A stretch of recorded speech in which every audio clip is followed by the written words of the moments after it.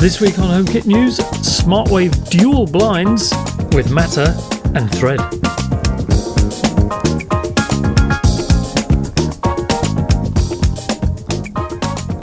Welcome back everybody.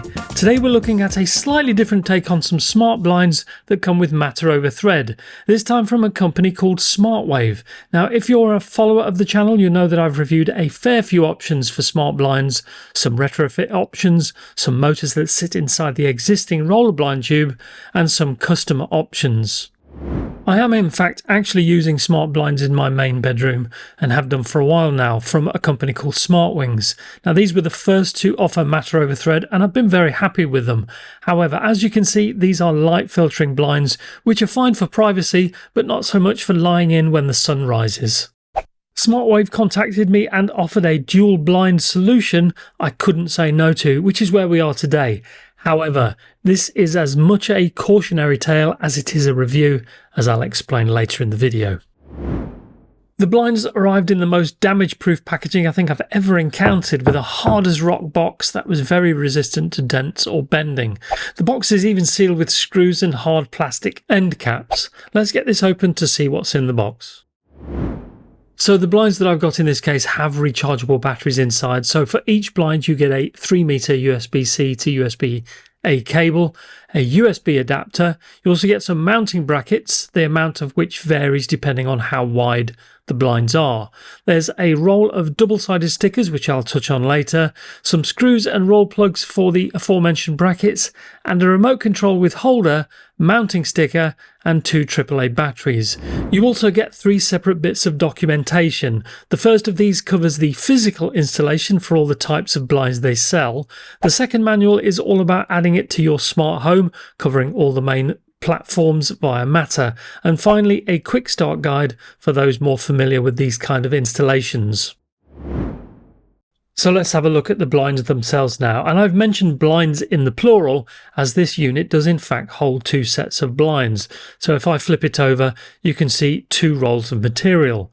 One thing I appreciate is that Smartwave added these wrappers that hold the blind in place until you're ready to fit them. So you get one either end and they're just made of paper, so they're easy to tear off when you're ready. The bottom bar does come with the company logo, which might not be okay for some, but it is small and probably removable. The bottom bar also has the matter QR codes, and as this is a dual blind, there are 2 separate matter codes, one for each blind. The built-in battery for each motor can be recharged via the USB-C ports here, which are reasonably accessible, especially given the USB-C cable is 3 meters long. If there's any reason you need to access the blinds to remove them, the end caps are also removable, but hopefully this will never be required. So why Smartwave and not Smartwings? Well, the last time I checked, Smartwings only offered their dual motors with these end bracket type fittings, which I find difficult to set up accurately. Smartwings, on the other hand, use these brackets for their dual blinds that clip into a track at the top of the unit, which makes for a much easier installation without necessarily having to be as accurate.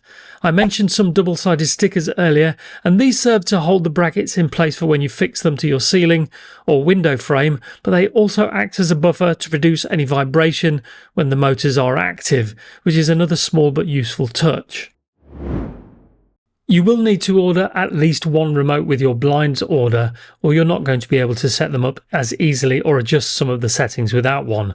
I've got one here that's more of a carry-around remote, and as you can see, it has controls for 2 blinds with open, close and pause buttons. This comes with a holder that you can stick to a wall or other surface. The other remote is designed to more resemble a wall switch, although as it's square, it would look more at home in a European home than a US one, I guess. Once again, this can control 2 sets of blinds, and it can also be fixed into a wall via the holes at the back and even placed in a location where a switch might previously have been located.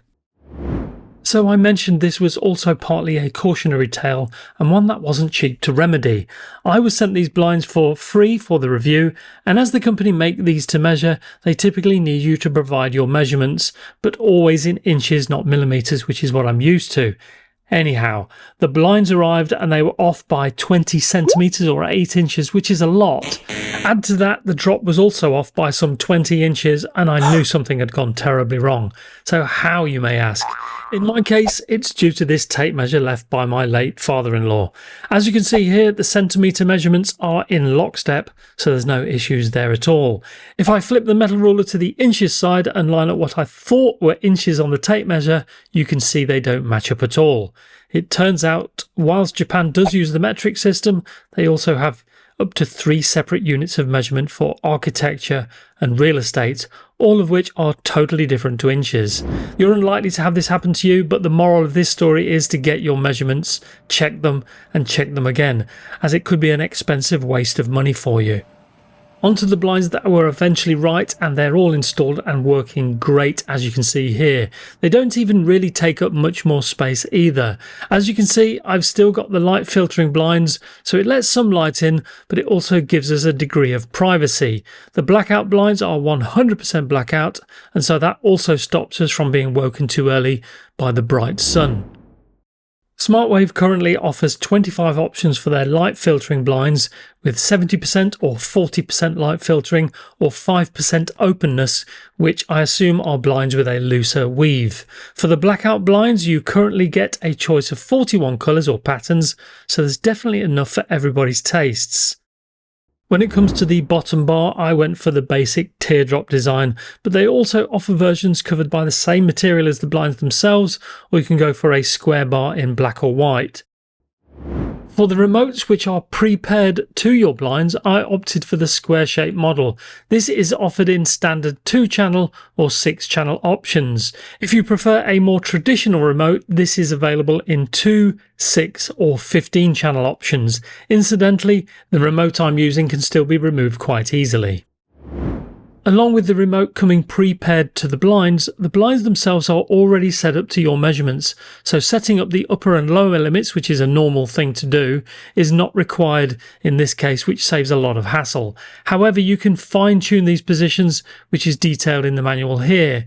You can also set the blinds to go in the opposite direction if you wish, as well as change the default speed of the blinds. This last option in particular is why a remote is necessary, but it's also very easy. To change to the fast speed, I simply press the up and pause buttons for a couple of seconds and the motor will jog. After that, the fast speed is set. It's so simple.